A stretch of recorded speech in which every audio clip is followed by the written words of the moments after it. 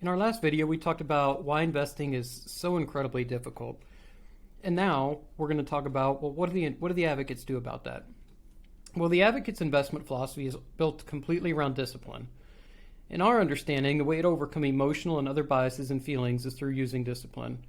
And so for us, that discipline means focusing on things that we can control and creating systems and processes and rules around those. In other words, focus on the fundamentals, ignore the noise, and use a systematic, rules-based, repeatable process. I'll say it again during this presentation, but discipline is the key to success when it comes to investing. So, the fundamentals are our focus. Fundamentals are factors that, number one, they matter, they're important, and number two, we have control over them. Unlike the markets, which are out of our control, these are things that are critical to your success, but we can't exert control over them. So by better understanding our investment philosophy and the ways in which typical investors hurt themselves, then you can much better control your behavior. And one way we do this is by matching your risk tolerance, that is, how much risk you are comfortable taking with your portfolio. More on how we do that in just a bit. Another fundamental we'll focus on is your asset allocation. That is, how much do you have in stocks versus bonds, etc. And again, I'll expound on this later. Finally, we focus on the fundamental nature of investing. And that is, stock markets go from expensive, that is points of maximum risk, like we talked about previously, to cheap, point of maximum opportunity, and back again. And we have clear rules placed in our system that let us know in real time when this is generally occurring and then are able to use that knowledge to our benefit. Noise is what we want to avoid. So what is noise? Well, noise is anything that affects your investing that is not one of the fundamentals. In other words, it's 99.9% of what you see, hear, and read. That's what noise is. And so noise includes virtually everything you see on TV, period. Cable, network, internet, social media, pick your medium, it doesn't matter. All they want is your attention, and they could care less about your success. They want your eyeballs and your wallets, and they get those by keeping you scared, on edge, and anticipating that you will somehow find the answer, if you will. The answer is not out there, though. The answer is in the fundamentals. And fundamentals are really boring. You're not going to see anything resembling fundamentals on TV. Short-term fluctuations. Believe it or not, anything under about 5 years is in general a short-term fluctuation. Interestingly enough, again, I can prove just how different investing is than the rest of your life. So if I ask you what you're going to have for dinner tomorrow, there's a decent chance you're going to know the answer. But if you ask me what the stock market will do tomorrow, I'm 100% clueless. Now, if you ask me what I'll be having for dinner 10 years from now, I'll tell you you're crazy. I don't even know where I'll be living in 10 years.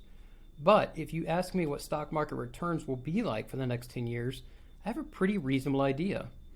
Entertainment, the 99.999% focus on the short-term fundamentals, focus on the long-term. Boring, I know. Every year, come December or January, we get a flood of expert predictions on what Mr. Market's going to do next year. From Carlyle to Morgan Stanley to Merrill Lynch to even crazy Jim Cramer. And guess what? It's been proven that monkeys have a better chance of getting it right using darts and a dartboard than we do as experts. That's no lie. Why? Because in the short term, Mr. Market, driven by us investors, is a complete maniac. Who knows what it'll do? But in the long term, Mr. Market always returns to a sense of normalcy. Fundamentals are the only thing that matter. There is a better way, and this is it. Build a portfolio that supports your vision and your goals. Your money and your portfolio exist to help you meet your goals that are driven by your mission in life and your vision for your life, not somebody else's. In the same way that we say your goals should be driven by what you do with your money and not the other way around, your portfolio should be driven by your vision and goals and not the other way around as well. In investing, if you're going to own something in your portfolio, it should have a purpose. In our firm, we call this having an objective. For the advocates, everything in your portfolio must meet one of three objectives. For us, that is to grow, to defend, or to stabilize. If it doesn't meet one of these three objectives, then it doesn't belong in your portfolio. So the best way to describe what I mean is by using a sailboat. A sailboat has a lot of pieces, but three are really critical. First of all, the mainsail. The purpose of the underlying asset classes composing growth is to generate these high long-term returns, so like inflation plus 3.5% or more, and that's going to drive your portfolio forward when times are good. These asset classes typically will be quite volatile on a standalone basis. So think like large cap U.S. stocks, small U.S. stocks, foreign developed country stocks, and emerging market country stocks. Growth is the engine that drives the returns for money that you're going to need 5, 10, 15, and even 30 years down the road. Second is the hull, or what we call defensive. The purpose of defensive asset classes are to hold up in times of market distress. Kind of like the hull of a boat, they offer protection. These asset classes are part of your portfolio so that you can emotionally weather the large stock market corrections. For us, we call them core bonds or safe type positions. Think U.S. Treasury bonds, high-grade corporate bonds, and so forth. And so finally, there is the keel. It's what we call stabilizers. Stabilizers will make up the smallest part of your portfolio, never more than 10%, but they do play an important role. They hold some characteristics of defense and growth with one important caveat. The returns typically do not rise and fall in sync with those other objectives. So the main reason stabilizers are included in your portfolio is that they have the ability to generate positive returns in times of both rising and falling stock and bond markets. So for us, this is mainly gold and another manager-driven strategy, and you can go into more detail with your planner if you'd like on that later. The following are the building blocks of our investment philosophy, and I'll start with the foundation, the most important piece, and then I'm going to move out from there as each layer builds on the previous. So as we've already talked about, discipline, and clearly I can't stress this enough, is the literal foundation for our investment philosophy and its implementation. Everything we do is going to be based on rules and systematic, such that we're not even going to get on board of that emotional roller coaster that we talked about earlier. Getting risk tolerance right is also key. We have to match up or balance your risk tolerance with your need to take risk. A mismatch in those two, particularly in one direction, can lead to disaster. For example, if you need to take more risk to meet your goals but are not comfortable doing so, then we have to modify the goals. If we take more risk with your portfolio than you're comfortable taking, you're going to end up panicking at precisely the wrong moment, and then your goals will never be met. Bottom line is, don't take more risk than you're comfortable taking. Instead, let's build a realistic plan. Vice versa, if you can meet your goals with a conservative portfolio but are comfortable taking a significant amount of risk, we're going to have a conversation with you around not letting what you do with your money drive your goals. What I mean is that taking an unnecessary amount of risk could in fact lead to losses and then you not meeting your goals. Bottom line is, don't take more risk than necessary to meet your own personal goals. Once we have a good feel for your risk tolerance and risk capacity, we can then build your portfolio consisting of defensive, stabilizers, and growth. Of course, rebalancing for us also is rules-based.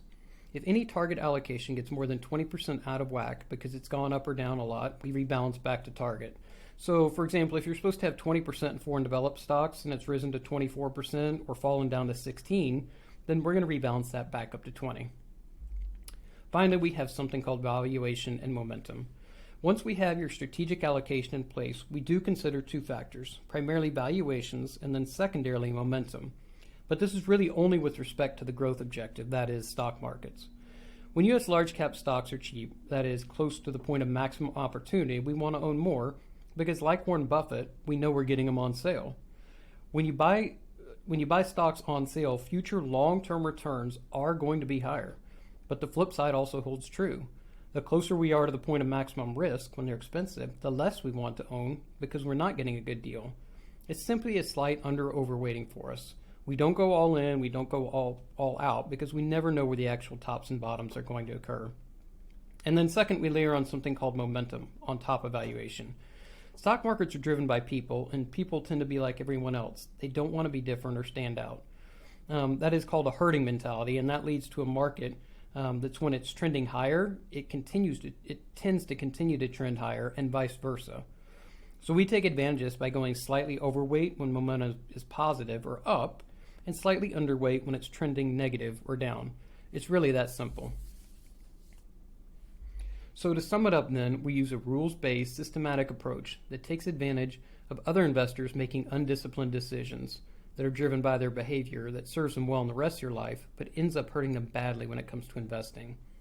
Your discipline, and really I would say our discipline, determines your level of success.